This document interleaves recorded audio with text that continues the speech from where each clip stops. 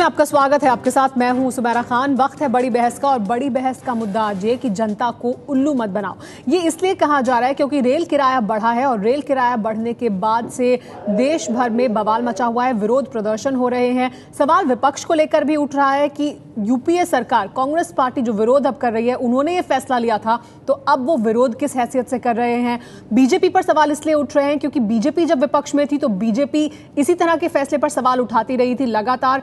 अब सत्ता में आने पर उन्होंने यूपीए सरकार के फैसले को लागू किया है और अब वो उसको सही बता रहे हैं। तो बड़ा सवाल ये कि देश में लोगों को, देश की जनता को उल्लू कौन बना रहा है और उल्लू ना बनाया जाए।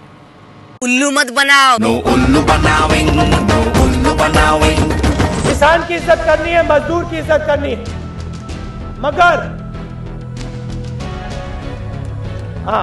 मगर जो उल्लू बनाता है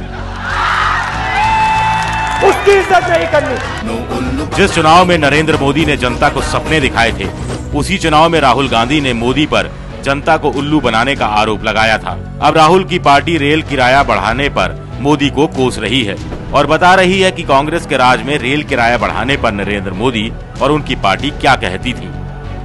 तो जब 7 मार्च 2012 को जब हाइक होता है तो मोदी साहब ये कहते हैं कि कम्युनिकेशन गैप है, रेलवे, एनर्जी, कोल और एनवायरमेंट मिनिस्ट्री का ये इससे साबित होता है।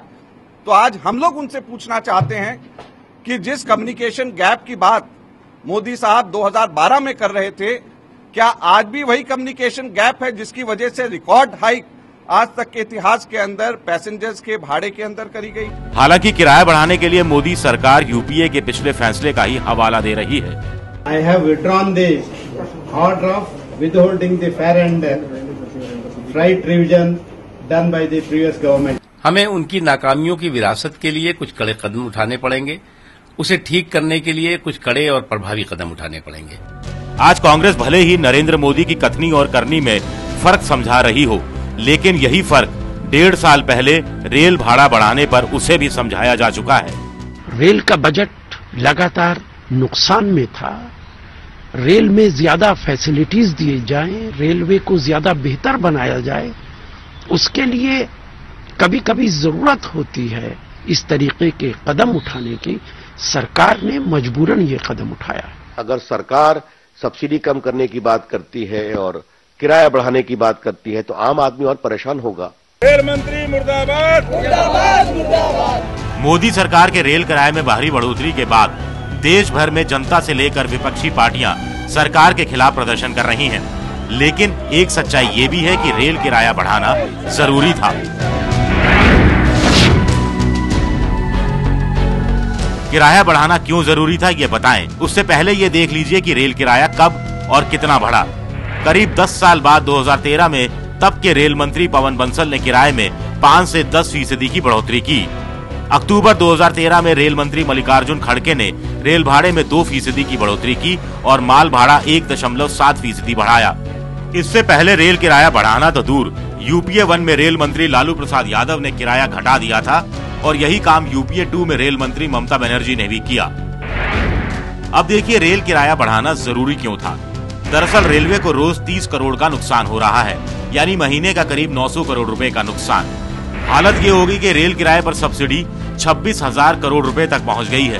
अभी जो किराया बढ़ा है उससे सरकार को सिर्फ 8,000 करोड़ रुपए मिलेंगे, यानी सब्सिडी की पूरी रकम भी नहीं आएगी और हम आप मुफ्त की यात्रा ही करते रहेंगे, यानी सब्सिडी की पूरी रकम की भरपाई भी नहीं हो पाएगी।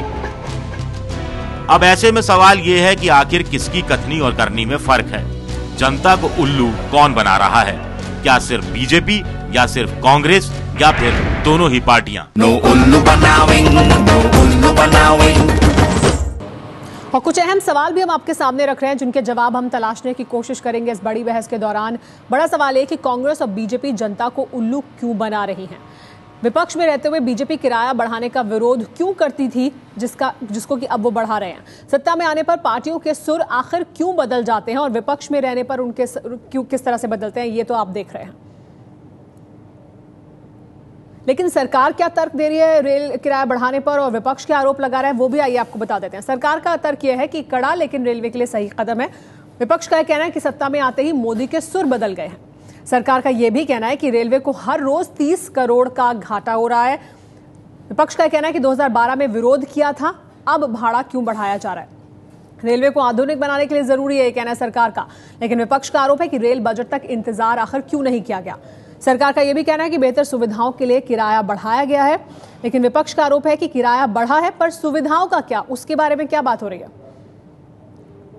इस पर बात करने के लिए हमारे साथ तमाम मेहमान मौजूद हैं। देश की जनता को उल्लू कौन बना रहा है, क्यों बना रहा है, इस पर बात करेंगे।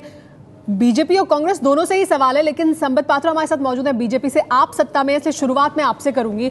विपक्ष में थे तो आप इन्हीं फैसलों का विरोध कर रहे थे, सत्ता में आने पर यह जरूरी कैसे हो गया? ये देश की जनता को उल्लू बनाना नहीं है तो और क्या है?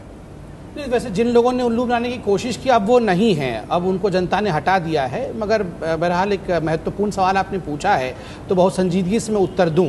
जहां तक ये कल का डिसीजन है, निर्णय है रेल फेयर हाइक का, ये डिसीजन बहुत आपको जान के भी आश्चर्य होगा और जिस प्रकार से तमाम सच्चाई अब सामने आ चुकी है। आप देखिए 12 फरवरी को वोट ऑन अकाउंट मल्लिकार्जुन खड़गे जी ने पेश किया, उससे कई दिनों पहले 5 फरवरी को ही ये प्रपोजल, जो हाइक का प्रपोजल है 5% और 10%, 5% फ्रीट में और 10% पैसेंजर में, ये मल्लिकार्जुन खड़गे जी ने सरकार के हर फैसले को आप ऐसे ही लागू करेंगे, आगे बढ़ाएंगे। मैं इसमें महत्वपूर्ण विषय आऊं, इस पे रखूंगा कि किसने एक्चुअली उल्लू बनाया, यही आपका टॉपिक है ना। मैं दिखा रहा हूं कौन उल्लू बनाया है, हम उस पर भी बात करेंगे। वो सवाल हम उनसे पूछेंगे, आप अपना पक्ष का जवाब दीजिए। मैं बता रहा हूं मीम अफजल साहब से मैं सवाल लूंगी कि सरकार ने क्या फैसला किया, लोगों से किस तरह से छुपा के रखा। अपना जवाब दे रहा हूं, लेकिन जरूरी फैसला आप बोलने देंगे तो मैं अपना जवाब दे दूंगा, आप बोलने देंगे तो मैं जवाब दे दूंगा। 11 तारीख को प्राइम मिनिस्टर ने भी कहा हाइक होना चाहिए।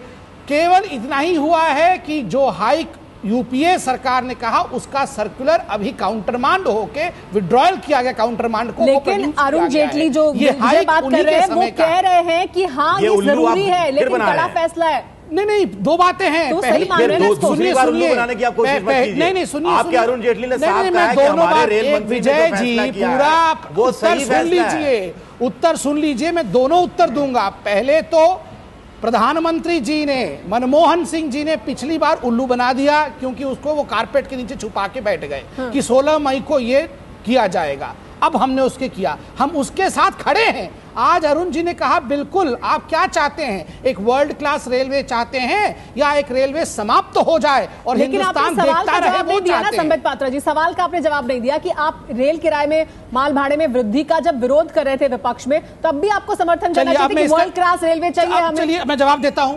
चलिए ठीक है, पहले एक सेकंड, ये बहुत महत्वपूर्ण सवाल है, मैं जवाब 1 मिनट दे दूं। एक डिक्टम होता है, a strong government protects the country, a weak government protects itself. 10 वर्षों से एक वीक सरकार थी, इन्होंने, आपने सही दिखाया, 10 वर्षों से रेल भाड़ा बढ़ाया नहीं। आज समीर बिरला जी जो लेकिन जब बढ़ाया तब आपने विरोध किया। नहीं सुनिए, 2012 में आपने विरोध किया, 2013 में आपने विरोध किया। बता रहा हूं जो फिक्की के चेयरमैन, उन्होंने क्या कहा, अगर थोड़ा थोड़ा बढ़ाया होता तो कोई विरोध नहीं करते, एक झटके में 25% बढ़ाया गया। अरे 10 वर्ष में क्यों 14.2% बढ़ाया? अभी देखिए 99 में बढ़ाया था नीतीश कुमार जी ने, 99 में नीतीश कुमार जी ने बढ़ाया था, 2002-2003 में हमारी सरकार ने बढ़ाया था, हेल्थ ठीक किया था।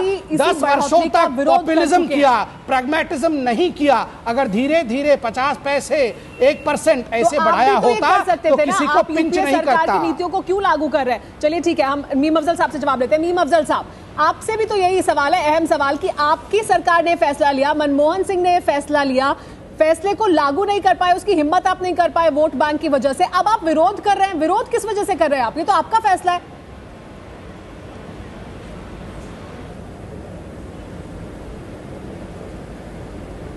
हमारा विरोध जो है उसको समझ लीजिए क्या है। हमारा कहना ये है कि संबित पात्रा साहब, ये लोग बड़े जोर जोर से बोल रहे हैं। आज अरुण जेटली जी का भी मैं बयान देख रहा था। मैं सिर्फ एक सवाल इनसे पूछना चाहता हूं, उसका जवाब देते हैं। या तो ये कह दें कि हमने जो फैसला लिया था ये उसको वेलकम करते हैं, उसको ठीक समझते हैं, और अब तक जो हमारी ये भर्त्सना करते रहे वो सब गलत थी। आप तो अपने फैसले को बताइए, या ये कह दें कि हमारा फैसला गलत था तो इन्होंने इसको लागू क्यों किया?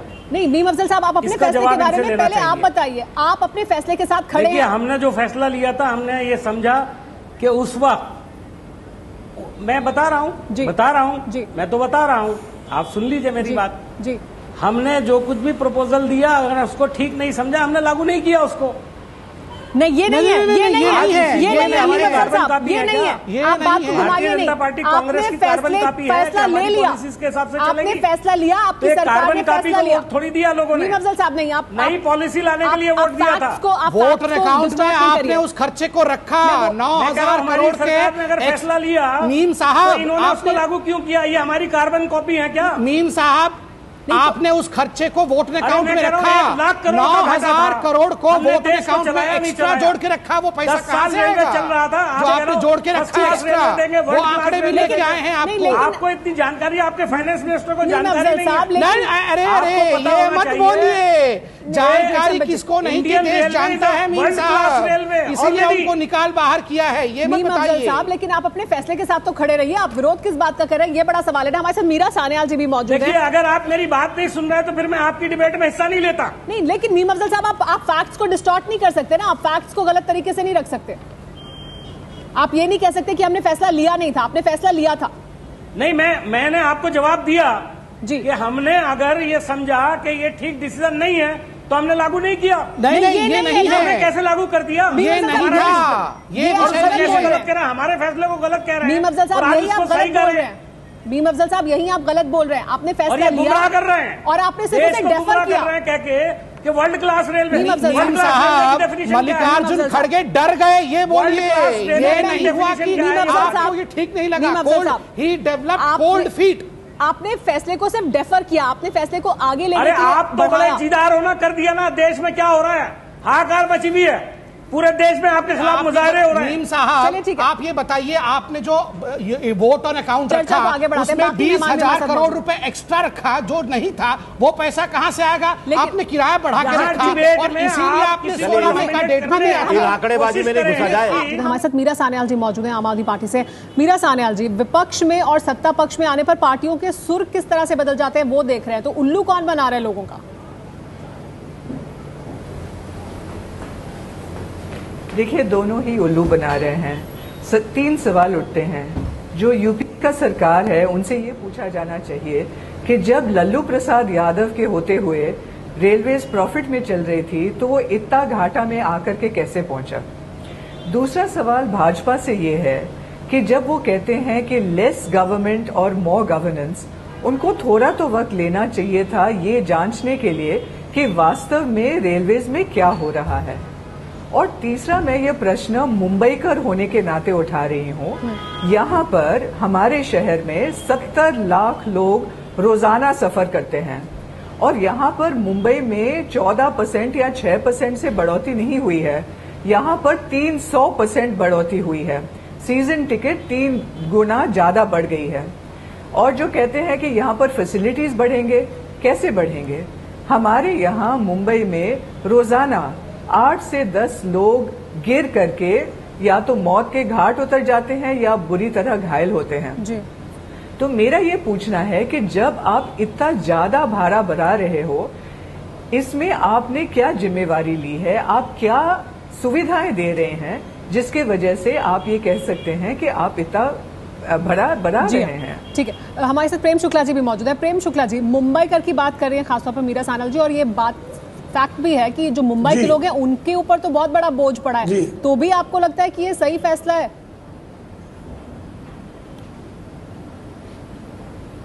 नहीं, मुंबई के मामले में तो निश्चित तौर पर दुर्भाग्यपूर्ण फैसला है।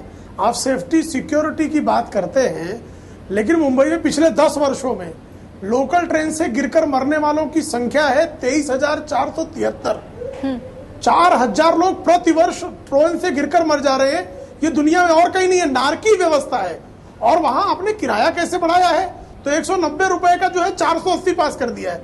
मैं तो आदरणीय सदानंद गौड़ा जी से आग्रह करता हूं कि एक बार मुंबई की लोकल ट्रेन में सिर्फ चढ़कर दिखा दें, उसके बाद भाड़ा बढ़ाए हम लोग मंजूर कर लेंगे।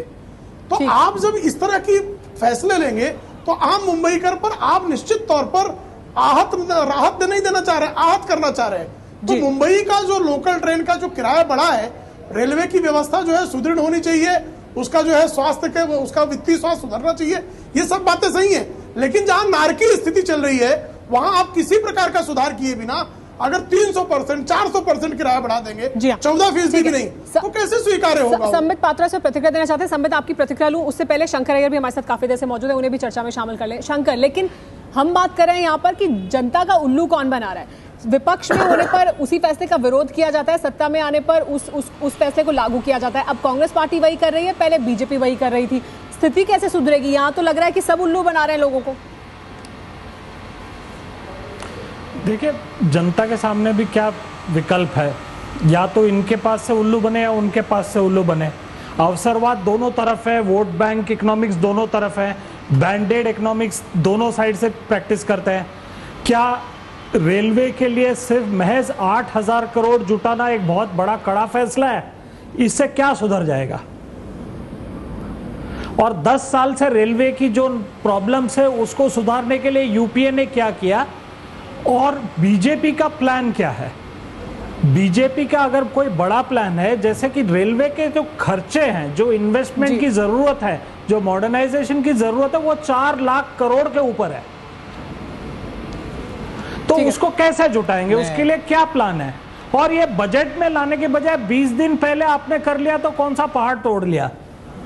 ये एक अहम सवाल है। संबित पात्रा जी, ये सवाल बार बार उठ रहा है कि पार्लियामेंट का इंतजार नहीं किया गया, आपने फैसला पहले लागू किया।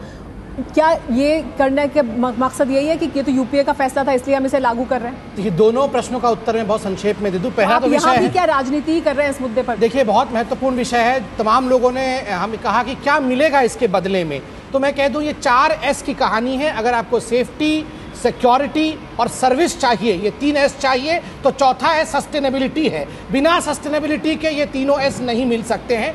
20 दिन हुए हैं, हम प्रॉमिस करते हैं बजट आने वाला है, सेफ्टी, सिक्योरिटी और सर्विस देंगे। कितना सब्सिडी दे रहे हैं आप? अभी आप कितना सब्सिडी देते हैं? अभी देखिए, फ्रीट से जो फ्रीट टैरिफ है उससे 26,000 करोड़ रुपए आप पैसेंजर में आप 26,000 करोड़ रुपए तो आप सेफ्टी और बाकी और तमाम सुविधाएं कैसे देंगे? नहीं, स्वाभाविक रूप से आपको पहले तो उसे सस्टेनेबल बनाना पड़ेगा। सस्टेनेबल कैसे बनेगा? जब वो अपने पैरों पर खड़ा होगा, अर्थात जब तक जो 30 करोड़ रुपए प्रतिदिन और 900 करोड़ रुपए प्रति महीने का घाटा हो रहा है रेलवे को, किस प्रकार से इसे पाटा जाए? भी नहीं होगी विजय, घाटे की भरपाई हो जाएगी क्या?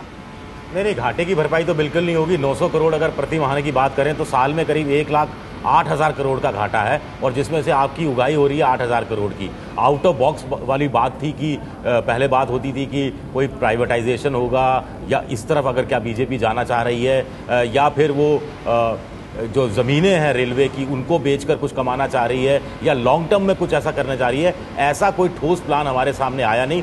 तो बेहतर ये होता कि ये वृद्धि करते रेल बजट के साथ ही करते बेशक, लेकिन उसके साथ एक ठोस रोड मैप भी हमारे सामने आता तो शायद बेहतर। मैं आपको याद दिला दूं, यहाँ एक लाइन में है कि रेलवे मिनिस्टर ने एफडीआई, पीपीपी और बॉन्ड्स, इन तीनों के विषय में उन्होंने कहा है कि हम चर्चा करेंगे। मुझे लगता है बजट के लिए वेट करना चाहिए। तो बजट के लिए इसके लिए सरकार नहीं, इसके इंतजार कर नहीं सकते थे, क्योंकि ये डिसीजन हमारे बड़े भाई जो मीम साहब है, उनकी सरकार ऑलरेडी ले चुकी है। मीम अफजल साहब ये कह रहे हैं संबित पात्रा का कि हम इस पर फैसले को पार्लियामेंट तक हम नहीं टाल सकते थे, रेलवे बजट तक, क्योंकि आप लोग फैसला ले चुके थे और अब आप विरोध कर रहे हैं।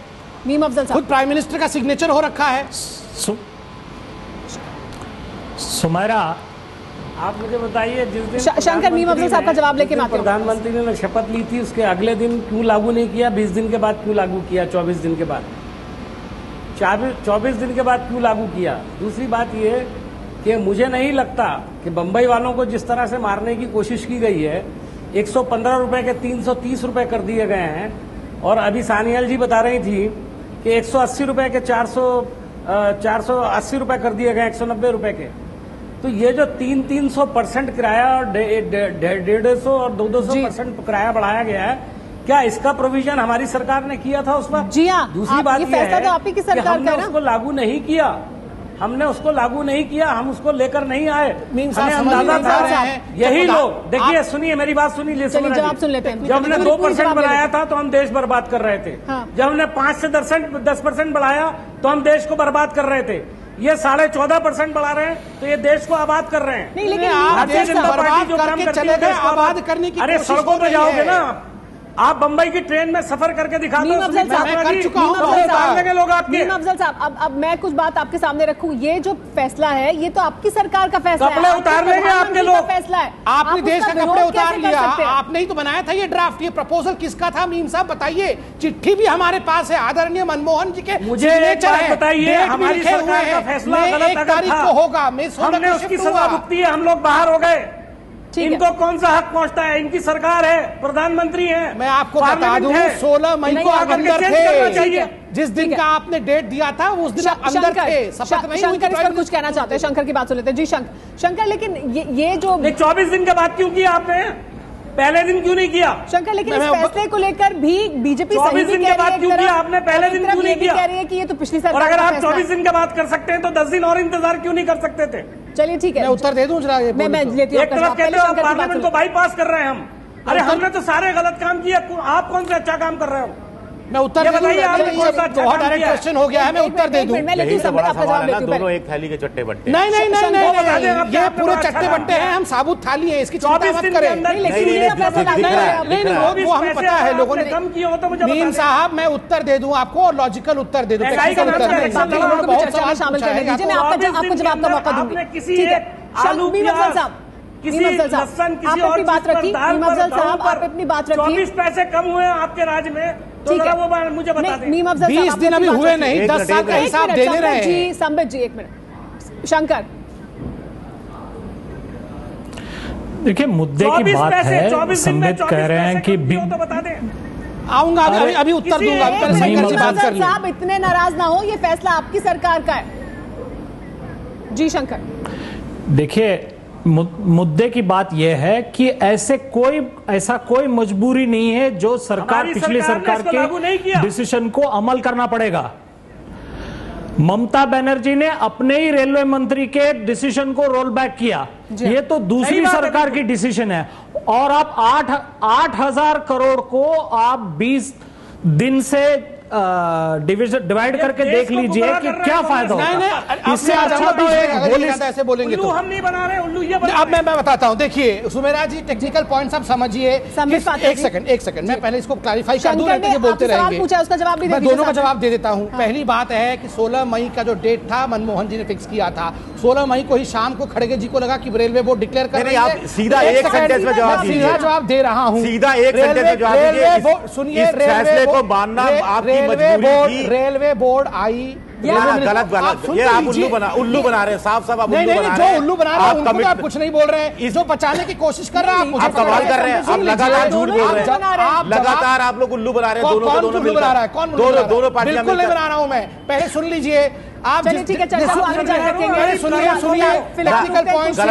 रेलवे बोर्ड के लोग रेलवे मंत्री के पास गए। उन्होंने कहा आप अगर नहीं बढ़ा सकते हैं किराया तो हमें करोड़ों का सब्सिडी दीजिए वरना बैठ जाएगा रेलवे। आप बताइए, इन्होंने तो खजाने भी खाली कर रखे हैं। इन्होंने ये जो पास किया था 16 मई पे भी बैठ गई है, तो रेलवे क्या बंद होने देती है? हिंदुस्तान रेलवे को चलाना है, नहीं चलाना है। आज तमाम आपके व्यूअर्स देख रहे हैं।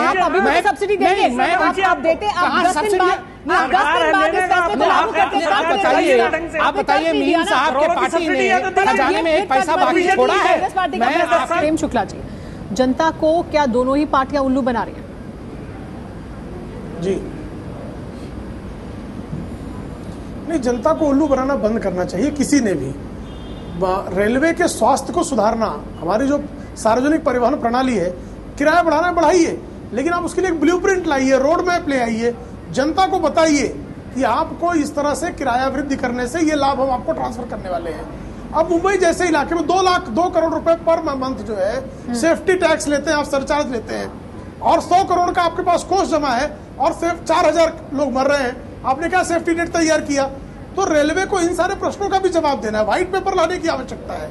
हमारी जो स्थिति है इस समय रेलवे की, एक व्हाइट पेपर ले आइए और उसके आधार पर एक ब्लूप्रिंट बनाइए और सारे लोगों को दिखाइए कि भाई सार्वजनिक परिवहन प्रणाली को स्वस्थ करना, सुदृढ़ करना आवश्यक है, और उसके बाद आप उसके हिसाब से किराए को समायोजित करिए। कोई विरोध नहीं करेगा, लेकिन आप सुविधा देंगे नहीं। आप जो है, जो मौत की गली बन गई है, उसके नाम पे अगर आप 300% किराया भी बढ़ा देंगे तो लोग हजम नहीं करेंगे। मीरा सान्याल जी, सुविधाओं की बात पे एक अहम सवाल है कि कहा जा रहा है कि सुविधाएं बढ़ानी चाहिए। अरुण जेटली ने कहा है कि आपको वर्ल्ड क्लास रेलवे चाहिए या जर्जर रेलवे चाहिए, लेकिन जो अभी पैसे बढ़ाए गए हैं, जो किराया बढ़ाया गया है, उसमें वो तो नहीं बताया गया कि कितनी सुविधाएं मिलने वाली हैं। आपको लगता है कि जो जुटाएंगे इसके जरिए उतनी सुविधाएं दे सकते हैं कि वर्ल्ड क्लास रेलवे बन जाए?